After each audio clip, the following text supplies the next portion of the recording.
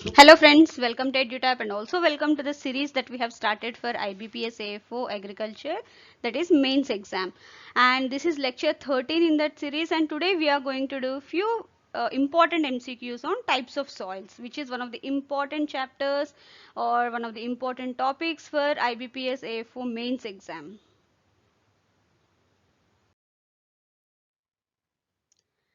So friends, before starting with the session, I have a small announcement to make here. We at EduTab, we are going to launch courses for IBPS AFO 2020-21 very soon. So please visit our website www.edutab.co.in for any queries or further details. So friends, the first question in this lecture or in this session is black soils are deficient in which of the following components? Is it organic matter, nitrogen, phosphorus, or all of the above? Yes, black soils are deficient in all of these, that is organic matter, nitrogen and phosphorus. See, black soils, they are from vertisols order and they are developed basically from basalt rock under semi-arid conditions, and these are also called as regur or black cotton soils because cotton is a one crop that grows very well under black soils and its pH varies from 7.5 to 8.5.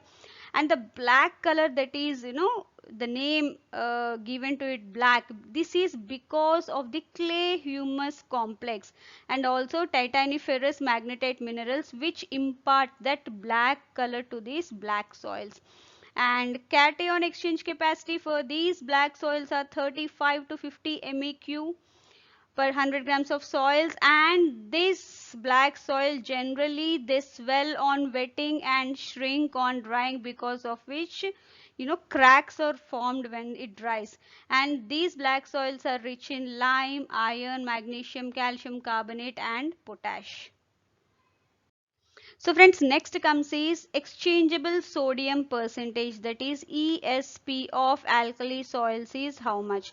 So friends, we have already done the CEC, cation exchange capacity. You can see in one of my videos earlier or in one of my lectures, we have already discussed in detail about this CEC, cation exchange capacity.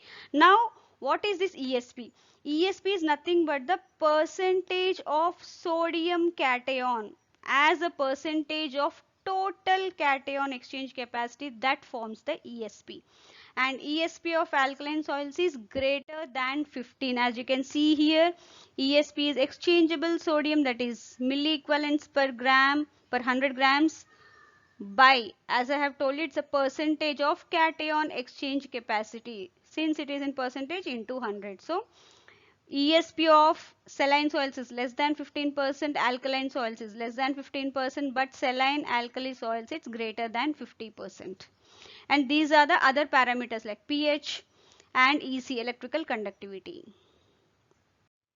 Now friends, next question is which of the following is correct? See here, as you can see, inceptisols, it gives rise to embryonic soils, histosols, organic soils, altisols, oldest soils, aridisols, desert soils. And yes, these are all are correct combination, hence it's all of the above. As you can see here, entisols, they are recently formed that give rise to alluvial soils. Vertisols, black soil, which we have already discussed.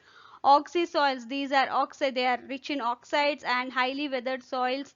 Alphy soils, these are relatively young soils, acidic in nature, and they are largely found in forest types of soils. Mollisols, again soft grassland dark soils of steppes and prairies, that is the various grasslands. Inceptisols, these are young embryonic soils. Histosols, again organic soils which have greater than 20% of organic matter. Altisols, these are the oldest soils with less nutrients.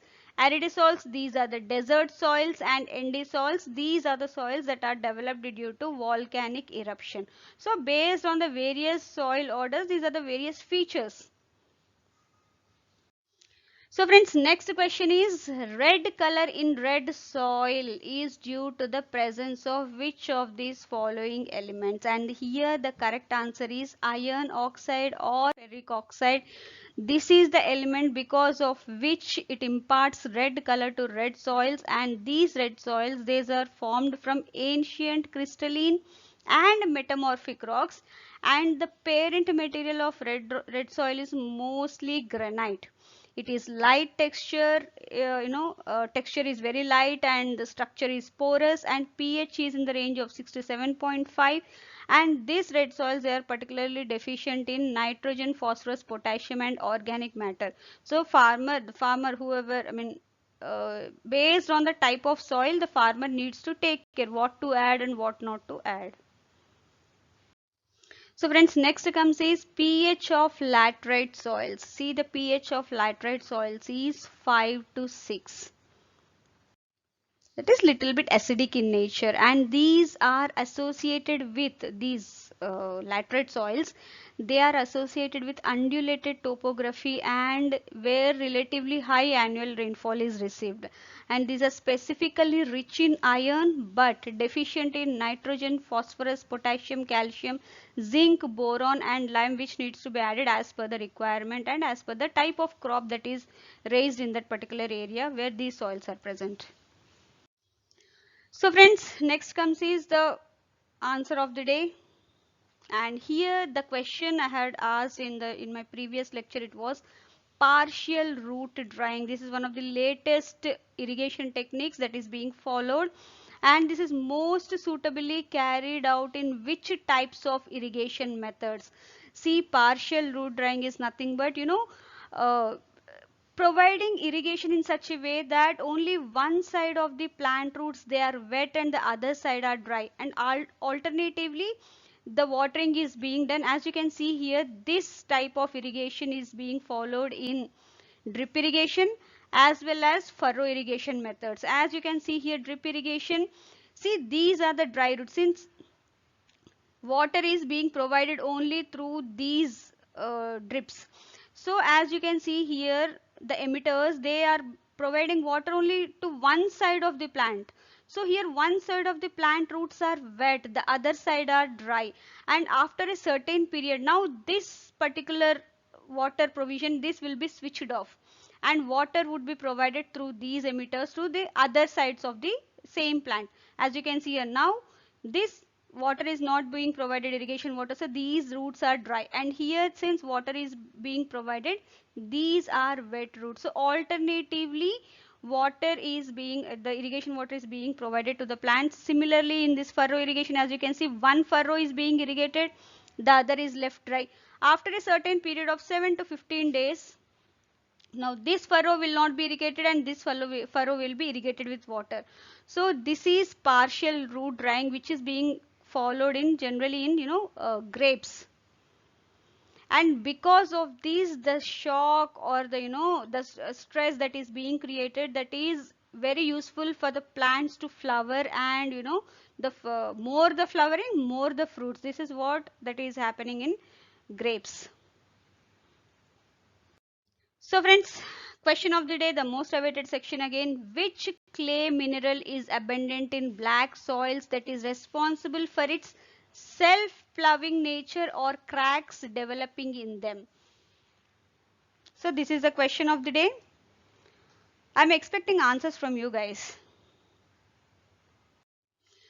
So thank you very much friends for watching this video, and if you have any queries, please write to us at hello@edutab.co.in, and if you have any queries, you can even reach us at the number given here. Thank you very much.